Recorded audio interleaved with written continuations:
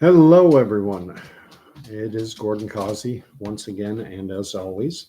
And once again, and as always, here's Candy the Wonder Pup, pending for her treat as she does at the start of all my videos. In case you're new here, this is de rigueur. This is standard operating procedure for this miserable little YouTube channel of mine. Here, have that little bit first. Okay, sit. Shake a paw. Lay down. Sit. Come up. Show your face. There we go. All right. That's it. That's all you get. That's all you get. Go lay down. Good girl.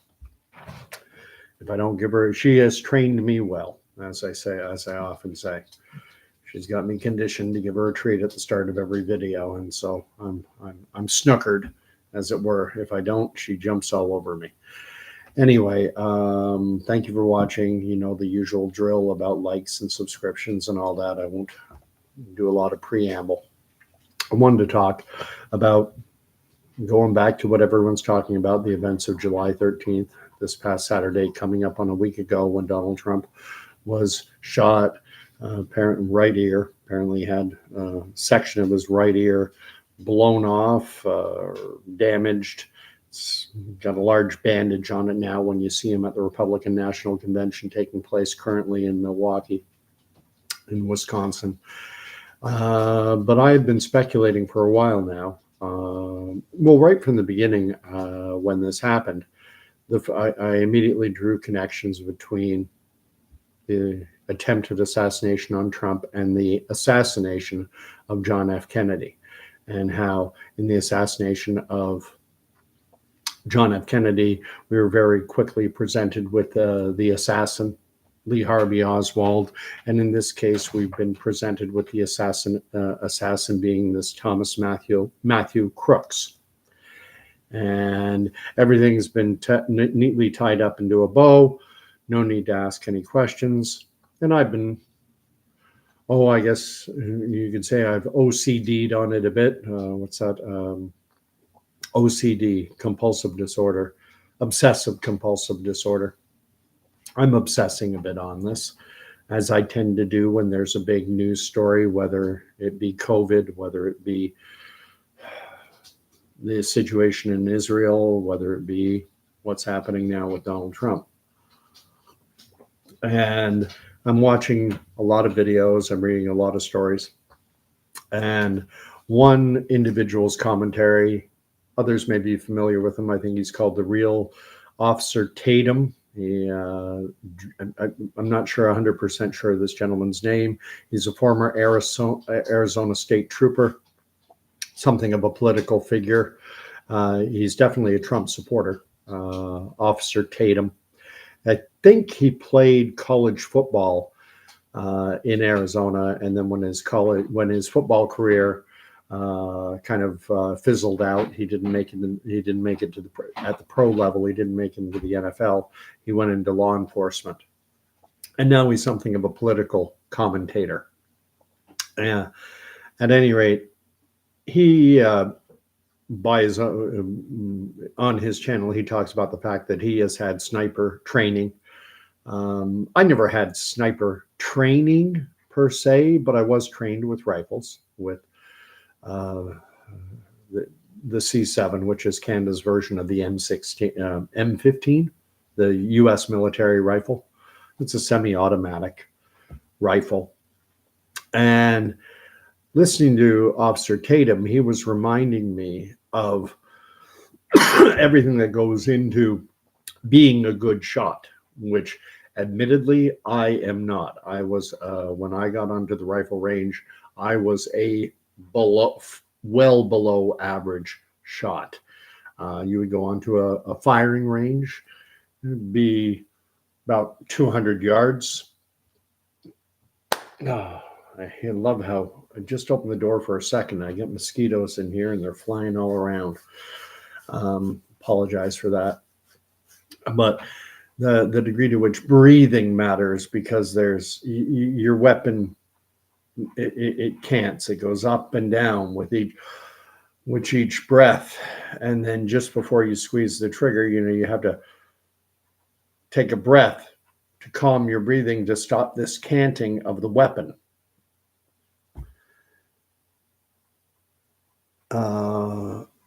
Daniel Coleman writes, C7 Canadian version of M16. That's the word, M16, M15. Numbers get confused in my mind. And to be entirely frank, I've never been a big fan of rifles or guns in general. And again, I was a horrible shot. But the weapon will cant up and down.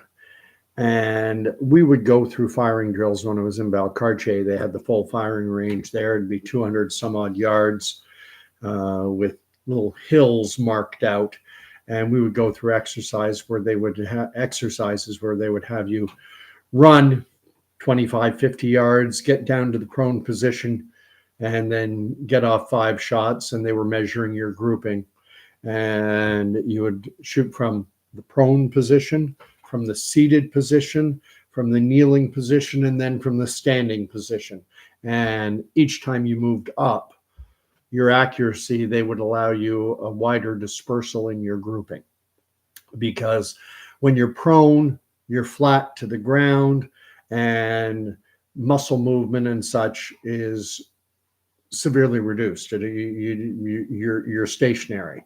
When you're sitting, though, with your elbows typically resting on your knees, and then there's, you need, your core has to be very, very strong. And then the kneeling position again, and you'd rest an elbow on the knee, and it was harder to keep that rifle, the business end of the rifle, from, and you think about it, just a millimeter or two millimeters left, right, as that extends over. If you're shooting 100 to 150 yards away, it's going to dramatically alter the course of your shot. And so Officer Tatum, what he was doing was trying to put himself into the mindset of this Crooks kid, this 20-year-old, having climbed up on a roof, having, snipers all around him, a big crowd, what his nerves must have been like. And he speculated in one of his videos that perhaps when he was actually pulling the trigger, did he close his eyes? And it's incredible to think that from a distance of somewhere around 150 yards or so, that this kid, I'm guessing that it was basically end zone to end zone of a football field, from the end zone to the extreme other end zone. It's not a short distance, and just, a little bit off in aim, millimeters off in aim, is going to send your shot well off the target. And Officer Tatum was speculating that perhaps this kid might have even closed his eyes, because he said he knew of some snipers who reported, just at the moment when they're pulling the trigger, they close their eyes because they're looking down the scope and they don't want to see the impact of the bullet on their victim. You can check out his channel. I'm sure you can find it. I haven't linked it or anything. And now there are all kinds of other anomalies being reported. I think they had this kid, this Crooks kid, identified as a person of interest 1 or 2 hours before the shooting took place. How there are all kinds of question marks, and everything's being chalked up to failures and mistakes, just on steroids, just mistake after mistake, failure after failure, allowed everything. And then this kid who had there isn't a lot of details on the AR-15 that he had, but wide speculation is that it was off the shelf, non-modified. I'm going to read Sheriff of YouTube. Don't be a conspiracy theorist. I embrace that term. I've said this before in other videos. Conspiracies happen. Watergate was a conspiracy. The Iran-Contra affair was a conspiracy. The assassination of Abraham Lincoln was a conspiracy. Powerful, wealthy, influential people do conspire. And so I'm speculating and I did a video on it the other night, that was there potential for a second shooter. That's a big theory out of the John F. Kennedy assassination, that Lee Harvey Oswald did not act alone, firing from the book depository. And the evidence that came out later from the Zapruder film, which was immediately seized and didn't come into the public domain until sometime after the assassination, after the Warren Commission had already issued its report stating that Lee Harvey Oswald was a lone gunman with no connections to anyone. He was just, the sheriff of YouTube writes of this Thomas Matthew Crooks, he kid went nuts. Well, that was the story with Lee Harvey Oswald. Lee Harvey Oswald, just a lone nut bar gunman. Guy went nuts, killed the president. And so now it's the same basic story with Thomas Matthew Crooks. Kid went nuts, tried to kill Trump. And anyway, I'm going to share the article that is from the Times of India. Okay.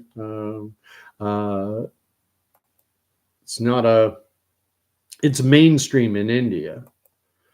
Let me hit the share button and you can look at the article. I've linked it down below so you can see I'm not making this up. About the potential for a second gunman. Let me see if this is sharing. Black screen right now. Here it is. Okay. All right, and this has got all these pop-up stuff.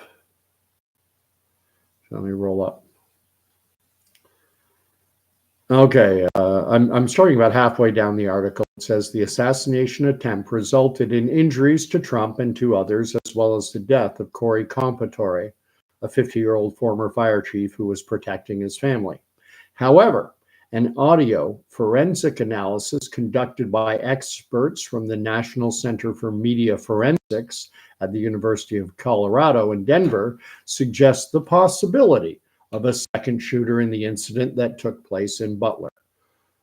According to Caitlin Grigoris and Cole Whitecotton, quote, first three shots were consistent alleged weapon A.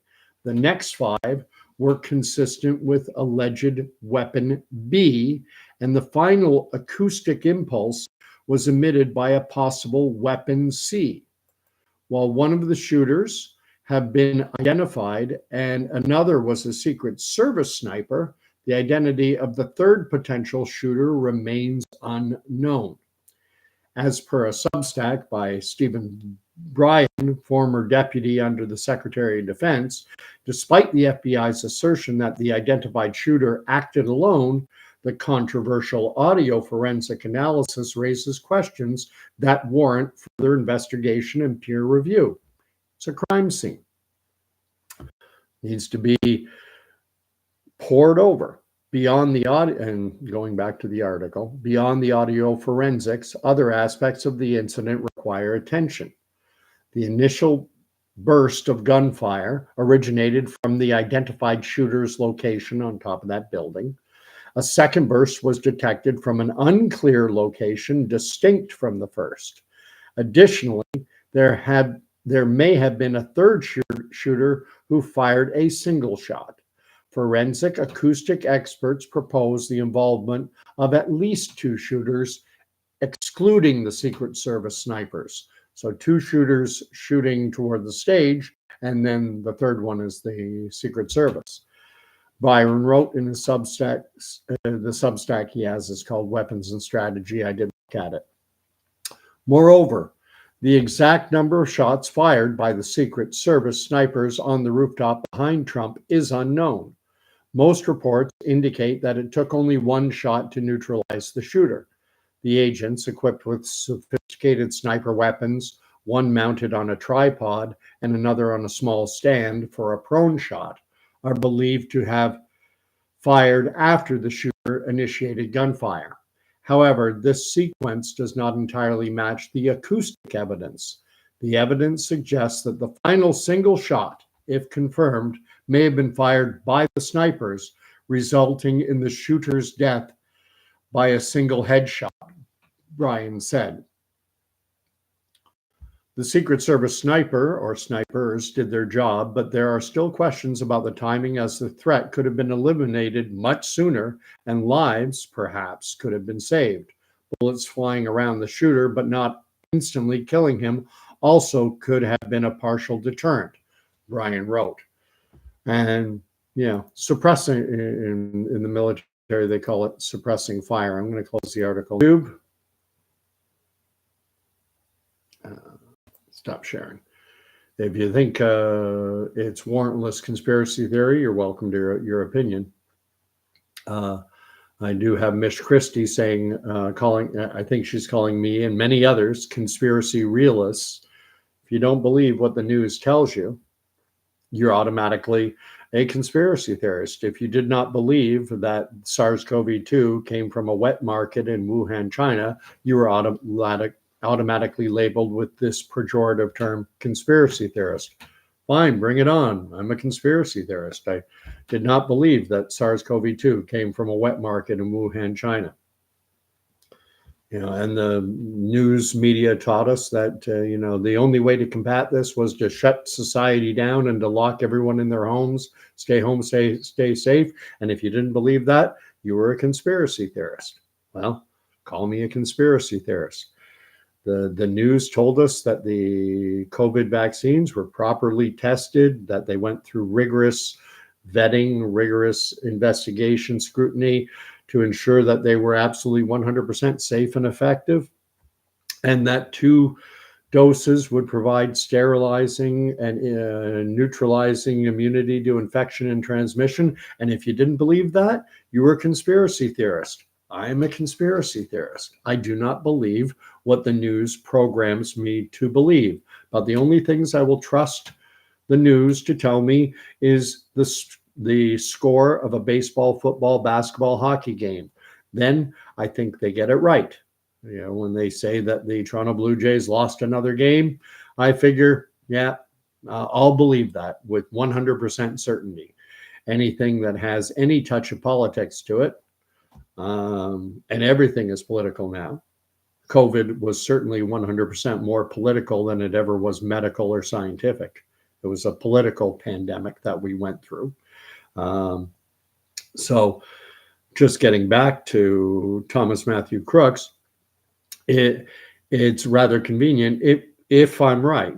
And I'm not, I'm just speculating. I'm speculating that maybe he wasn't acting alone. And if that's true, if he wasn't acting alone, if there was another shooter or other shooters, then rushing to a conclusion and deciding it's Thomas Matthew Crooks, end of story, well, then there's hardly any need to investigate. It's all cursory.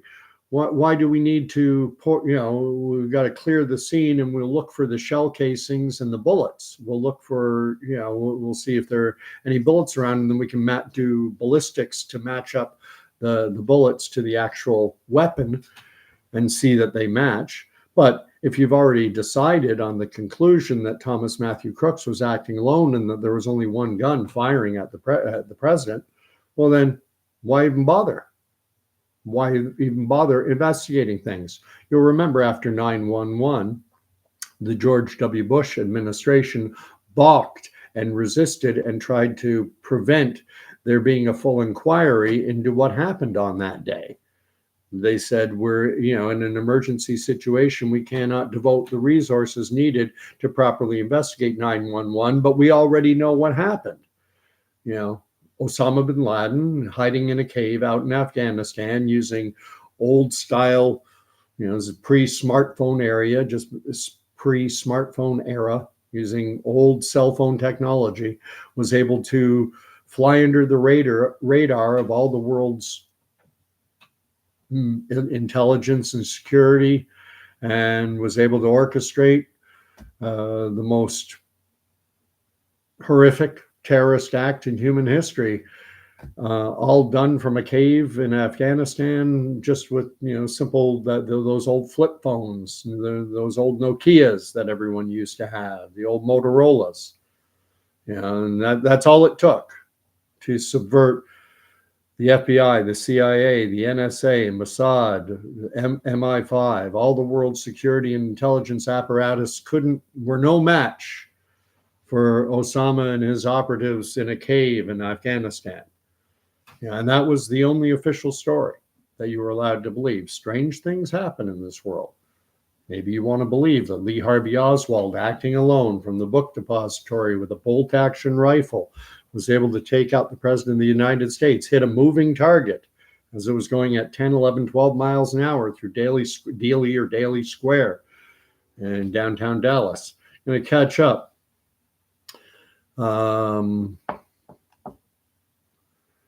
So let's read what's being written. I've got it on top chat. I'm not going to get all the messages. Live chat, that way it doesn't. Kid went nuts. Sheriff of YouTube says he broke the truth movement back in 2016. Mish Christie's comment, conspiracy realist. Sheriff, yeah, there are nut bars. I asked this in my last video on this subject. I say, hey, tell me, do you think I'm a nut bar? Do you think I'm crazy? Do you think I should put a tinfoil hat on my head? And if you think that, it's fair enough. You're welcome to believe that. There are individuals who I see who look for conspiracies where I don't think there are any. Sometimes an orange is just an orange. Sometimes a banana is a banana. But then sometimes I was watching just now, while we get into the whole globalist theory, there's a video that just came out with Yuval Noah Harari. I'm going to see if I can share that. He's bemoaning the fact that Trump is going to win because it's going to derail it's going to damage the global world order. I'll see if I can share that with you. Conspiracies. This is Yuval Noah Harari, senior advisor, top advisor to Klaus Schwab, founder of the World Economic Forum, Forum, and its former president or whatever. Let's see if this will share out.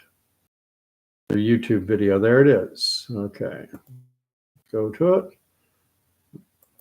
Are you concerned that Trump might be elected again? Sure. I think it's very likely. And if it happens, it is likely to be the kind of like the death blow to what remains of the global order. And he says it openly. Now again, it should be clear that many of these politicians, they present a false dichotomy, a false binary vision of the world, as if you have to choose between patriotism and globalism, between being loyal to your nation and being loyal to some kind of, global government or whatever. It's a short video. I'll end it there. That's all there is. So, my goodness. There is so much being written in the live chat, and as people know who watch my channel regularly, like Daniel Copeman, like Sheriff of YouTube, like Whale Oil Beef is here, I like to read through all the comments. I like to read what is being said. And Daniel Copeman is saying, me too, he's a conspiracy realist. Whale Oil Beef is writing sports. Yes, the news is often correct about local weather forecasting also. Yes, these things, the banal, the things that are not politically significant, they get right. In terms of the weather, I always joke that it's the same experts predicting that in 5, 10, 15 years, the planet is going to be unlivable because of the climate.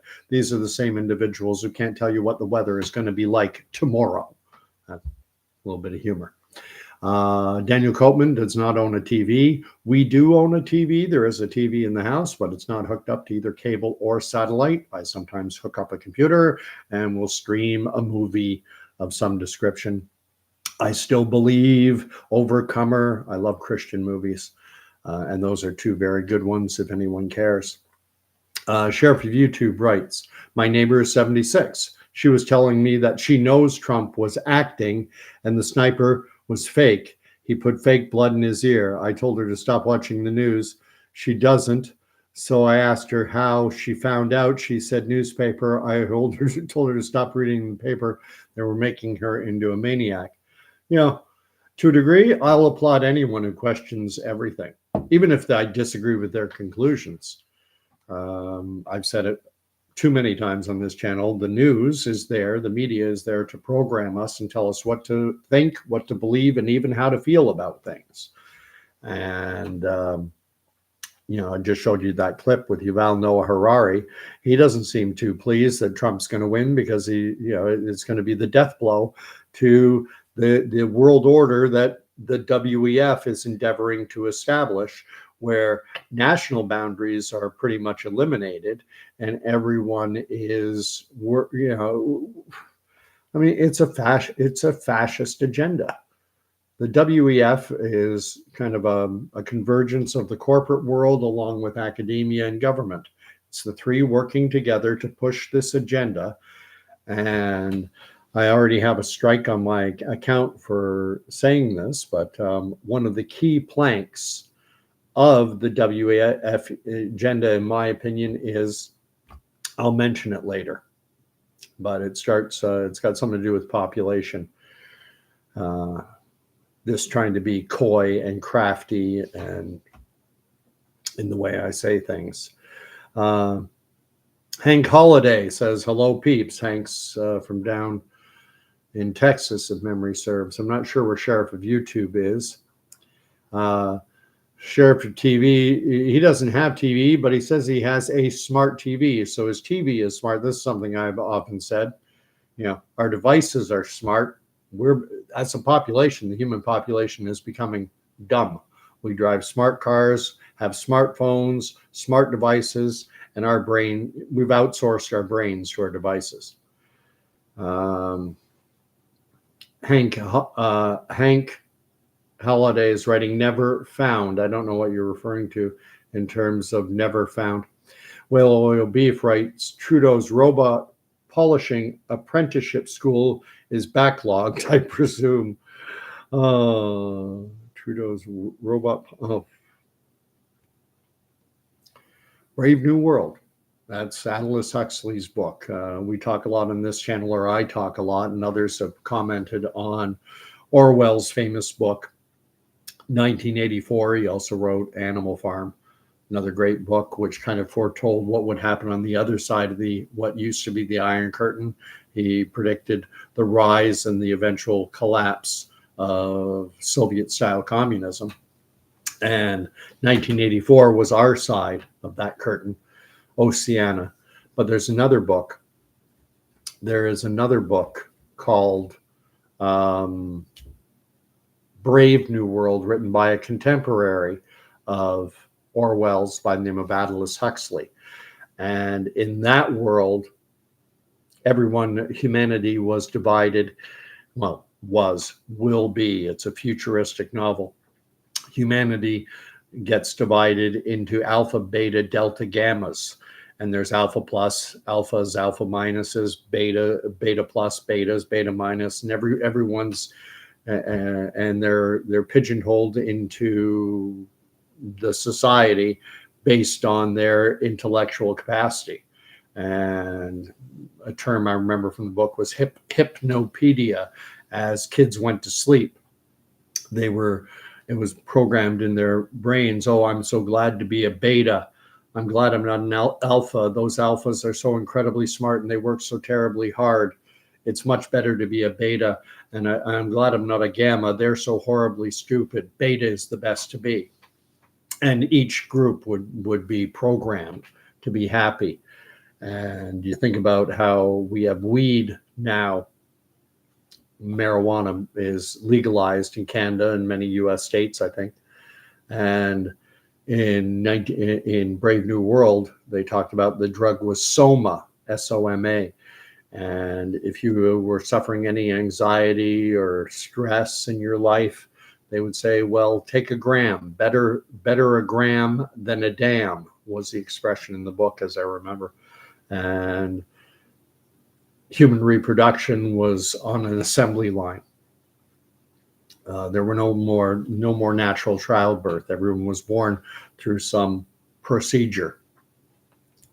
And I sometimes look at the way the world is going, and I think it's something of a blending of 1984 and Aldous Huxley's Brave New World. But I've droned on long enough. I'm probably just going to be a lone voice in the wilderness, a nut bar, a crazy conspiracy theorist with his tinfoil hat, much the same way, you know, when Lee Harvey Oswald was determined absolutely 100% to have been a lone gunman killing President John F. Kennedy. Anyone who suggested anything outside of that narrow paradigm was a nutcase. Later, that got once the Zapruder film came out, that was somewhat rehabilitated, and many more people became conspiracy realists. And Whale Oil Beef writes, in your analogy, you can't talk open, or you can't talk about okay. Whale Oil Beef is suggesting that I use a metaphor of bowling pins falling down. I think that's what you're doing. And Daniel Coltman is going to be on a flight. He's heading somewhere by plane, so have a good flight. Be safe. God bless everyone. And I'll end this. You know, I'll end it off with there's a Religious Voice, a Christian channel that I used to listen to more. I since desubscribed to it, but a friend of mine recommended that I rewatch or shared a video. Jack Hibbs, Hibbs. And he's I'm trying to think of the right term. Charismatic, I think would be a proper term. Charismatic Christian. Definitely not supersessionist. Very biblically sound. And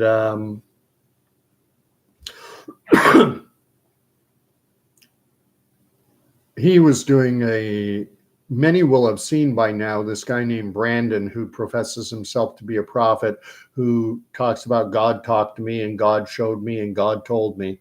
And he did a video 3-4 months ago, and I can't find anything that refutes the legitimacy of it. You can go and check it out. Someone mentioned it on this channel when I was doing a live video one night. That was the first I had encountered it. And now it's gone viral because this guy was saying, you know, 3-4 months ago, he was saying, I saw Trump. I saw Trump standing on a stage and a bullet just whizzing by his ear and hitting the eardrum. But I think when he said eardrum, he actually meant to say just the outer part of the ear. Guy's probably not doesn't have a medical, or, you know, his knowledge of anatomy is lacking. So he said, you know, and it took off a piece of Trump's eardrum and he fell to the ground. And then he said, I saw Trump being radically saved. I saw Trump becoming radically born again. And he's got a bit of a Southern accent. And, you know, he was saying Trump professes to be a Christian now, but I saw him becoming radically born again, etc., etc.